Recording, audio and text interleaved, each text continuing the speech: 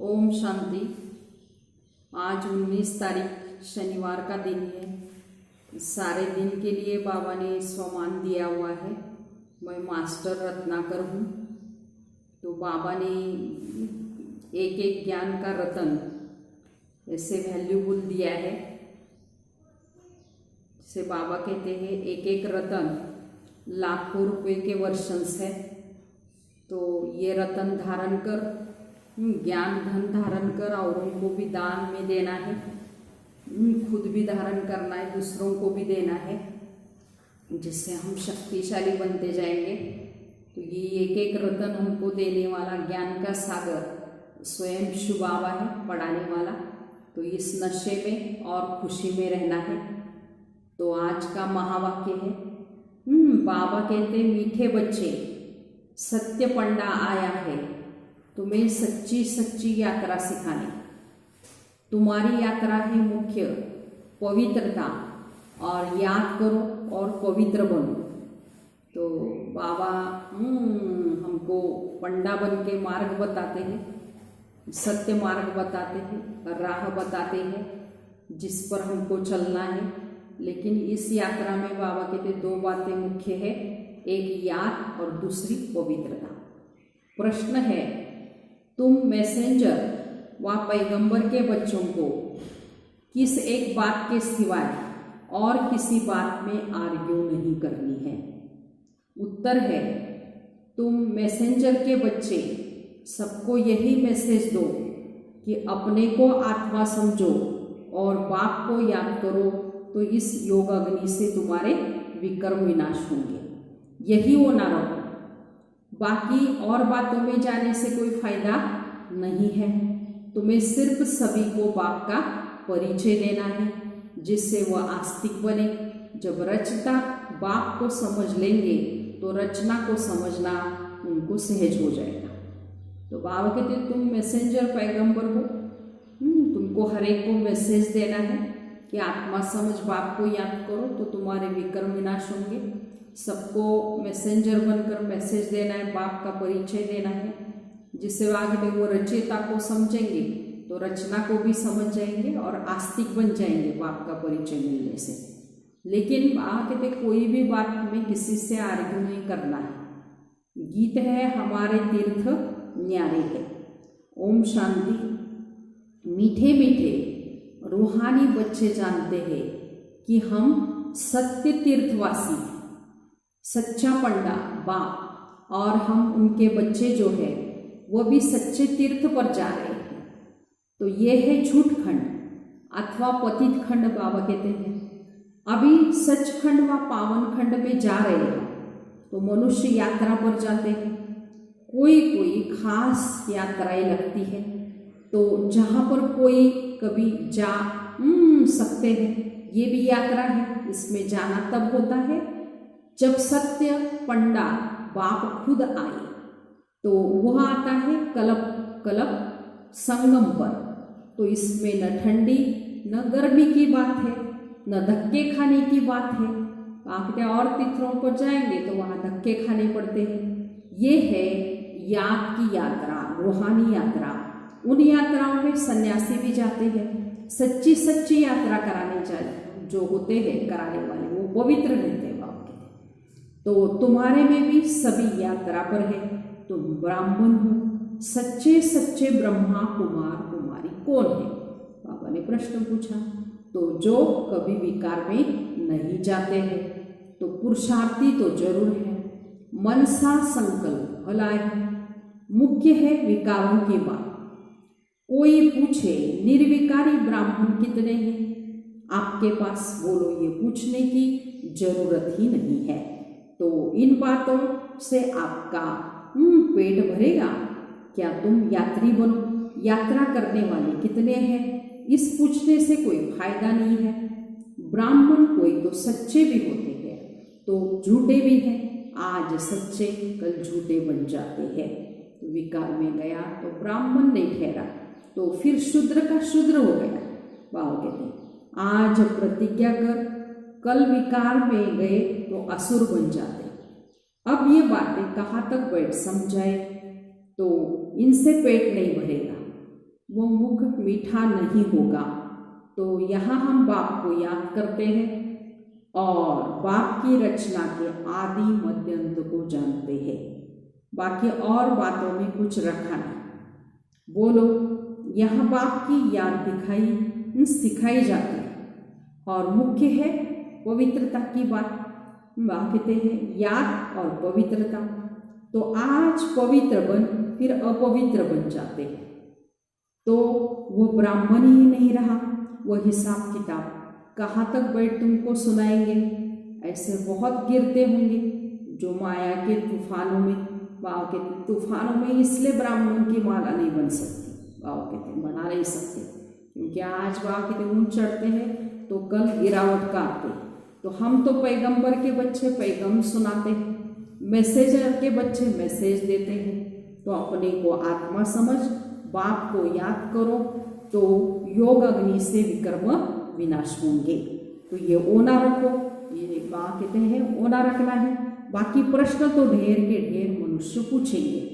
तो सिवाय एक बात के और कोई इन बातों में जाने से फायदा भी नहीं है। बाकी तो सब पुरुषार्थी है। तो विकार की बात में भी बहुत फेल होते हैं। बाबा कहते हैं पुरुषार्थ तो करेंगे, विकारों की बातों में फेल होंगे। तो बाकी प्रश्न तो ढेर के ढेर पूछेंगे। तो यहाँ तो ये जानते हैं कि नास्तिक से आस्तिक, निधन के से धन के कैसे बने, जो धनी से वर्षा पाए, ये पूछो। बाकी आगे तो पुरुषार्थ से ही प्रारब्ध बनेगी। विकार की बात में बहुत फेल होते हैं। बहुत दिनों के बाद स्त्री को देखते हैं तो बात मत पूछो। कोई को शराब की आदत होती है तो तीर्थों पर भी जाएंगे तो शराब अथवा बीड़ी की जिनको आदत होगी वो उनके बगैर रह नहीं सकेंगे। छिपा कर भी वहाँ भी जाके पीते हैं। कर ही क्या सकते। बहुत है जो बाबा कहते सच बोलते ही नहीं, छिपाते रहते हर बात को। तो बाबा बच्चों को युक्तियाँ बहुत बताते हैं कि कैसे युक्ति से जवाब देना चाहिए। एक बाप का परिचय देना है किसी को भी जिससे मनुष्य आस्तिक बने, है ना। पहले जब तक बाप कहते हैं बाप को जानते नहीं तब तक कोई प्रश्न पूछना भी फालतू है। ऐसे बहुत आते हैं, समझते कुछ भी नहीं है, खाली प्रश्न पूछते रहेंगे, सिर्फ सुनते रहेंगे, इससे भी फायदा कुछ नहीं। बाबा लिखते हैं 1000 2000 आए, उनसे कितने समझेंगे, 1 2 इन समझने लिए आते रहते। फलाना फलाना बड़ा आदमी आता रहता है, हम समझ जाते हैं उनको परिचय मिलना चाहिए। वो पूरा मिला नहीं है। पूरा परिचय मिले तो समझे ये तो ठीक कहते हैं। तो हम आत्माओं का बाप परमपिता परमात्मा है, वो हमको पढ़ाते हैं, कहते हैं अपने को आत्मा समझ, मुझे याद करो या अंतिम जन्म पवित्र बनो, है ना। पवित्रता मुख्य है। जो पवित्र नहीं रहते वो ब्राह्मण नहीं, वो तो जैसे शूद्र है। लड़ाई का मैदान है, झाड़ पड़ता रहेगा, इसको तूफान भी लगेंगे, बहुत पत्ते गिरते रहेंगे। बाबा कहते हैं कौन पेट गिनती करेंगे। बाबा कहते हैं गिरने वाले, बाबा कहते हैं बहुत सारे पत्ते होंगे तो गिनती नहीं कर सकते। तो सच्चे ब्राह्मण कौन? सच्चे वो जो कभी शूद्र न बने, विकार में न जाए, जरा भी कुदृष्टि न जाए। बाबा कहते हैं अंत में कर्मातीत अवस्था होती है, बड़ी ऊंची मंजिल है, मनसा में भी न आए वो अवस्था अंत में होनी है। इस समय एक की भी ऐसी अवस्था नहीं है। तो इस समय सब पुरुषार्थी नीचे ऊपर होते रहते हैं। मुख्य आँखों की बात है, सबसे ज़्यादा आगे पे धोखा देने वाली कर्मेंद्रिय है आँखें। हम आत्मा है, इस शरीर द्वारा पार्ट बजाते हैं। तो ये पक्का पक्का अभ्यास चाहिए। बाप कहते हैं जब तक रावण राज्य है तब तक युद्ध चलता ही रहेगा। पिछाड़ी में कर्मातीत अवस्था होगी, आगे चलकर तुमको फीलिंग आएगी, समझाते जाएंगे। अभी तो झाड़ बहुत छोटा है, तूफान लगता है तो पत्ते सारे गिर पड़ते हैं, तो जो कच्चे हैं वो गिर पड़ते हैं। तो हर एक अपने से पूछे मेरी अवस्था कहाँ तक है। बाकी जो प्रश्न पूछते हैं उन बातों में जास्ती जाओ नहीं, किसी को वहाँ के प्रश्न माना पूछे तो आर्ग्यू नहीं करना है। तो बोलो, हम बाप की श्रीमत पर चल रहे हैं, वो बेहद का बाप आकर बेहद सुख देते हैं अथवा नई दुनिया स्थापन करते हैं तो वहाँ सुख ही होता है। जहाँ मनुष्य रहते हैं उनको ही दुनिया कहा जाता है। निराकारी वर्ल्ड में आत्माएं हैं, है ना। तो ये किसकी बुद्धि में नहीं है कि आत्मा कैसे बिंदी है। तो ये भी पहले कोई नए को नहीं समझाना है। तो पहले तो समझाना है, बेहद का बाप बेहद का वर्षा देते। भारत पावन था, अब पतित है, कलयुग के बाद फिर सतयुग आना है। दूसरा कोई भी समझा न सके तो सिवाय भी के ये नई रचना है। तो बाप पढ़ा रहे हैं, ये समझाने बुद्धि में रहनी चाहिए। कोई भी डिफिकल्ट बात नहीं, परंतु बच्चों को माया भुला देती है, विकर्म करा देती है। आधा गलत से विकर्म करने की आदत पड़ी हुई है, वो सब आसुरी आदतें अभी मिटानी है। बाबा खुद कहते सब पुरुषार्थी है, कर्मातीत अवस्था को पाने में बहुत टाइम लगता है। ब्राह्मण कभी विकार में नहीं जाते, युद्ध के मैदान में चलते चलते लेकिन कई हार खा लेते हैं। इन प्रश्नों से कोई फायदा नहीं। पहले अपने बाप को याद करो। हमको शिव बाबा ने कल पहले माफी फरमान दिया है कि अपने को आत्मा समझ, मुझ बाप को याद करो। ये वही लड़ाई है। तो बाप एक है, कृष्ण को बाप नहीं कहेंगे तो कृष्ण का नाम डाल दिया है। बाप कहते हैं रॉन्ग से राइट बनाने वाला बाप है, तो तब तो उनको ट्रुथ कहा जाता है, सत्य कहा जाता है। इस समय बच्चे ही सारे सृष्टि के राज को जानते हैं। सत्युग में है डीटी डिनाइस्टी, तो रावण राज्य में फिर है आसुरी डिनाइस्टी। संगम युग क्लियर दिखाना है। ये है पुरुषोत्तम संगम युग, जिस पर बाप आते हैं। उस तरफ देवताएं हैं और इस तरफ असुर है। बाबा कहते बाकी उनकी लड़ाई नहीं हुई, लड़ाई तुम ब्राह्मणों की है विकारों से। इनको बाबा कहते हैं लड़ाई नहीं कहेंगे। सबसे बड़ा विकार काम विकार है, ये महाशत्रु है। इन पर जीत पाने से तुम जगत जीत बनेंगे। तो इस विषय पर ही अबलाएं मार खाती हैं। तो अनेक प्रकार के विघ्न पड़ते। मूल बात है पवित्रता की। पुरुषार्थ करते करते तूफान आते आते तुम्हारी जीत हो जाएगी। माता थक जाएगा। कुश्ती में पहलवान जो होते हैं वो झट सामना कर लेते हैं। उनका धंधा ही है अच्छी रीति लड़कर जीत पाना। तो पहलवान का बड़ा नामाचार होता है, इनाम भी बनता है। तो तुम्हारी ये है गुप्त बातें, माना गुप्त लड़ाई है बाबा विकारों से। तो तुम जानते हो हम आत्माएं पवित्र थी, अभी अपवित्र बन रही है, फिर पवित्र बनना है। यही मैसेज सबको देना है बाबा के। और कोई भी प्रश्न पूछे तुमको उन बातों में नहीं जाना है। तुम्हारा ये रूहानी धंधा है बाबा कहते। हम आत्माओं में बाबा ने ज्ञान भरा था, तो बाद में प्रारब्ध पाई ज्ञान खत्म हो गया। तो अब फिर बाबा ज्ञान भर रहे हैं। तो बाकी नशे में रहो, बोलो बाप का मैसेज देते हैं कि बाप को याद करो तो कल्याण होगा। तुम्हारा धंधा ही ये रूहानी धंधा है। पहली बात कि बाप को जानो, बाप का परिचय दो। बाप ही ज्ञान का सागर है। वो कोई पुस्तक थोड़ी सुनाते। वो लोग जो डॉक्टर ऑफ फिलॉसफी आदि बनते हैं वो किताब पढ़ते हैं। भगवान तो है ही नॉलेजफुल, ज्ञान का सागर। तो उनको सृष्टि के आदि मध्य अंत की नॉलेज है। तो वह कुछ पढ़ा है क्या? वो तो सब वेद शास्त्र आदि को जानते हैं। तो बाबा कहते मेरा पार्ट है तुमको नॉलेज समझाने का। वो कुछ पढ़ा है क्या? कहते तो वो तो बात सब वेदों शास्त्र आदि को जानते हैं। तो बाप कहते मेरा पार्ट है तुमको नॉलेज समझाने का। तो ज्ञान और भक्ति का कॉन्ट्रास्ट और कोई बता न सके। ये ज्ञान है पढ़ाई, तो भक्ति को ज्ञान नहीं कहा जाता। तो सर्व का सदगति दाता एक बाप है। जो वर्ड की हिस्ट्री ज्योग्राफी सुनाते हैं वो जरूर रिपीट होगी। पुरानी दुनिया के बाद फिर नई दुनिया जरूर आनी है। तो तुम बच्चे जानते हो, बाबा हमको फिर से पढ़ाते हैं। बाबा कहते मुझे याद करो, जो जोर सारा इस पर है। बाबा जानते हैं कि बहुत अच्छे अच्छे नामी ग्रामी बच्चे इस याद की यात्रा में बहुत कमज़ोर है, और जो नामी ग्रामी नहीं बांधे लिया है, बाबा कहते गरीब है, वो याद की यात्रा में बहुत रहते हैं।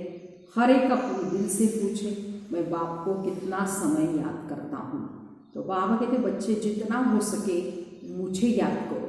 तो हर एक अपने दिल से पूछे मैं कितना बाबा को याद करता हूँ। अंदर में बहुत हर्षित रहो।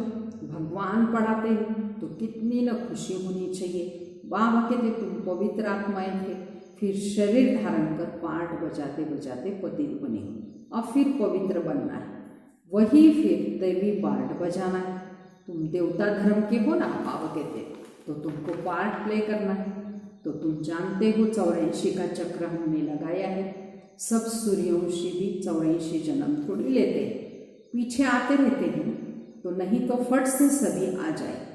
सवेरे उठकर बुद्धि से कोई काम ले तो समझ सकते हैं। तो बच्चों को विचार सागर मंथन करना है। शुभावा नहीं करते हैं, वो तो कहते ड्रामानुसार जो कुछ सुनाता हूँ ऐसे ही समझो कि कल पहले भी समझाया था, वही समझा रहा हूँ।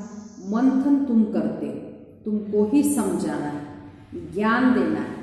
ये ब्रह्मा भी मंथन करते हैं, बीके को मंथन करना है, शुभावा को नहीं मंथन करना, कोई ज़रूरत नहीं। मूल बात कोई से भी जास्ती टॉक नहीं करनी, जास्ती नहीं बोलता है बाबा कहते, आर्ग्यू नहीं करनी। आर्ग्यू शास्त्रवादी आपस में बहुत करते हैं। तुमको किसी से भी आर्ग्यू माना वाद विवाद नहीं करना, तुमको सिर्फ पैगाम देना है। पहले सिर्फ मुख्य एक बात पर समझाओ और किसी को भी लिखाओ। तो पहले ये सबक रखो कि ये कौन पढ़ाते हैं, सो लिखो। तो ये बातें तुम पिछाड़ी में ले जाती हो, इसलिए संशय पड़ता है। पहले किसी को भी बाप का परिचय देना। बाप निश्चय बुद्धि न होने के कारण वो समझते नहीं, सिर्फ कह देते बात ठीक है। तो पहली मुख्य बात ही ये है, रचता बाप को समझो तो रचना का राज समझना सहज है। मुख्य बात गीता का भगवान कौन, तो तुम्हारी विजय भी इनमें ही होनी। तो पहले कौन सा धर्म स्थापन हुआ, तो पुरानी दुनिया को नई कौन बनाते हैं, तो बाप ही आत्माओं को नया ज्ञान सुनाते हैं जिससे नई दुनिया की स्थापना होती है। तो तुम्हारे बाप और रचना की पहचान तुमको मिलती है। तो पहले तो अलग पर पक्का कराओ, तो बेबादशाही है ही, तो बाप से वर्षा मिलता ही है। तो बाबा को जानना और वर्षे का हकदार बनना। तो बच्चा जन्म लेता है तो माँ बाप को देखा और बस पक्का हो जाएगा। तो माँ बाप के सिवाय कोई के पास जाएगा भी नहीं, क्योंकि माँ से ही दूध मिलता है। ये भी ज्ञान का दूध मिलता है। बाबा ज्ञान का दूध देते हैं, माता पिता है ना बाबा। तो ये बड़ी महीन बातें हैं, जल्दी कोई इन बातों को समझ न सके। अच्छा, मीठे सिकिलते बच्चों प्रति माता पिता बाप दादा का याद प्यार और गुड मॉर्निंग। रूहानी बाप की रूहानी बच्चों को नमस्ते। हम रूहानी बच्चों की रूहानी माता पिता बाप दादा को याद प्यार गुड मॉर्निंग और नमस्ते। हम बनेंगे फरिश्ते। वाह बाबा वाह, शुक्रिया बाबा शुक्रिया, वाह ड्रामा वाह, वाह मेरा भाग्य वाह। अभी सारी मुरली का धारणा के लिए मुख्य सार सुनेंगे। पहली पॉइंट है, सच्चा पवित्र ब्राह्मण बनना है। कभी भी शूद्र और पतित बनने का मनसा में भी ख्याल न आए, जरा भी दृष्टि न जाए, ऐसी अवस्था बनानी है। दूसरी पॉइंट, बाप जो पढ़ा रहे हैं वह समझानी बुद्धि में रखना। जो विकर्म करने की आसुरी आदतें पड़ी हुई है उन्हें मिटाना है। पुरुषार्थ करते करते संपूर्ण पवित्रता की ऊंची मंजिल को प्राप्त करना है। आज का वरदान है, प्रवृत्ति में रहते परवृत्ति में रहने वाले निरंतर योगी भव। विस्तार, निरंतर योगी बनने का सहज साधन है प्रवृत्ति में रहते परवृत्ति में रहना। परवृत्ति अर्थात आत्मिक रूप में, जो आत्मिक रूप में स्थित रहता है वो सदा न्यारा और बाप का प्यारा बन जाता है। कुछ भी करेगा लेकिन ये महसूस होगा कि काम नहीं किया लेकिन खेल किया। तो प्रवृत्ति में रहते आत्मिक रूप में रहने से सब खेल की तरह सहज अनुभव होगा, तो बंधन नहीं लगेगा। सिर्फ स्नेह और सहयोग के साथ शक्ति के एडिशन करो तो हाई जंप लगा लेंगे। ऐसे बाबा ने निरंतर योगी भव का वरदान दिया है। तो बाबा कहते प्रवृत्ति में रहते परवृत्ति में रहना है। पर माना आत्मिक वृत्ति में, आत्मिक स्थिति में रहना है। तो बाबा ने कहा सदा मत फिर न्यारे और बाप के प्यारे बन जाएंगे। तो आत्मिक वृत्ति में रहने से बाबा कहते हैं अनुभव भी करेंगे, महसूसता भी आएगी कि यह हम खेल कर रहे हैं। बाबा कहते जैसे खेल खेल में एकदम बाबा सहज पार कर लेंगे। ऐसे प्रवृत्ति में रहते बाबा कहते आत्मिक स्थिति में रहेंगे तो बंधन भी नहीं लगेगा।